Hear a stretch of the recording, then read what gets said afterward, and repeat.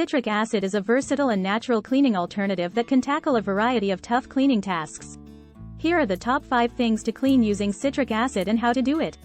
Toilet bowls. Mix 1 cup of citric acid with 1 cup of baking soda. Sprinkle the mixture into the toilet bowl and let it sit for 20 minutes. Scrub with a toilet brush and flush. Dishwashers.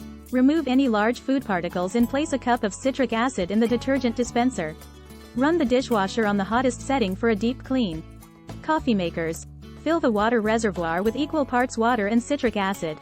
Run a brew cycle and then run a few cycles of just water to rinse. Laundry. Add 1/2 cup of citric acid to your laundry detergent for an extra boost in removing tough stains. Tiles and grout. Mix 1/2 cup of citric acid with 1/2 cup baking soda and enough water to make a paste. Apply the mixture to the tile and grout, let it sit for 15 minutes, then scrub with a brush and rinse. With citric acid, you can say goodbye to harsh chemicals and hello to a natural and effective clean. Give it a try and see the difference for yourself.